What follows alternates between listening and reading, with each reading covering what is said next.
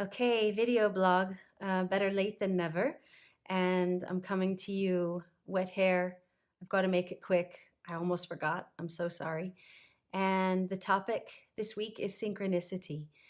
When, if we take the root synchronous, there are, I even want to say more than two, but let's just start with two things that kind of see one another, basically, that were not in view for one another before. And so you can think of, oftentimes we'll say, like, we pierce the veil. And what does that mean? It just means that the unknown is suddenly knowable, or that we're being interacted with via a channel that we're not quite in normal conversation with. And so it feels synchronistic. It's like you think of somebody and the phone rings. There was no way that you could have predetermined that. And yet, synchronicity is at play all the time. And so when we learn to engage it, I guess believe in it, and play with it, then it happens more regularly. And then we can feel more part. So there's a really there's a really deep advantage to our health and wellness when we feel part. And so often we don't. And the reason I wanted to talk about this is because we're in a world where there's a lot of reactivity to not belonging. And so, as much as we can foster a sense of belonging with the universe, with one another, then I think it will add to health and healing. So, synchronicities, just as I was thinking about this, actually, here's a synchronicity.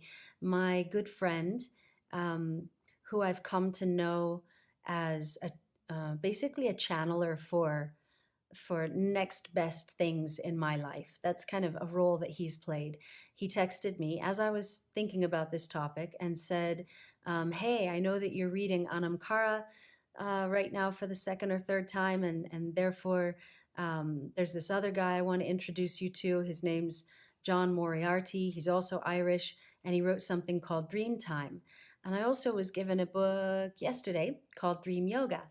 And so all of this kind of dovetails at the same moment where it just tells me I'm in the right place, I'm aligned, and there's synchronistic events that are helping to structure that, I guess.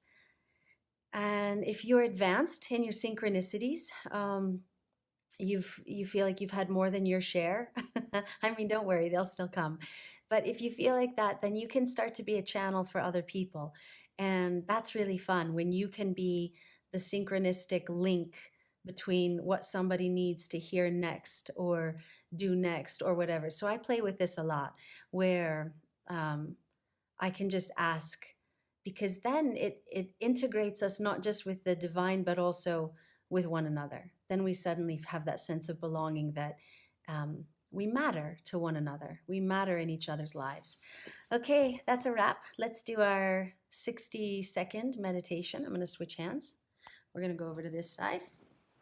And um, you can close your eyes. And I think it would be really fun this next week to we could jot down, we could actually note take or journal about the synchronicities that we experience this next week. Let's do that. That'll be so fun.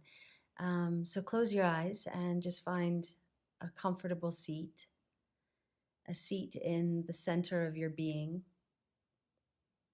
Keep expanded from the very center of your chest as though you've housed a globe that is expanding in the center of your chest, and let that continue to expand as the breath rises and falls. And then I'll bring us out of this in 60 seconds.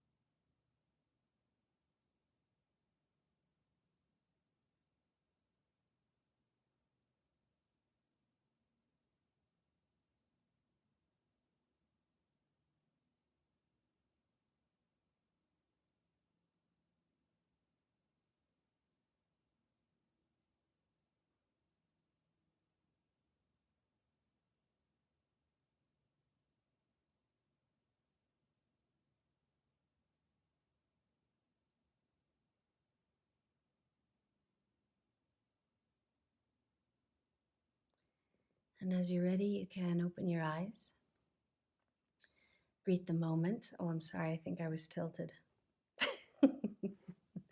Have a great evening, a happy Sunday evening, and a good week. And if you have some really good synchronicities, feel free to post. All right, thank you.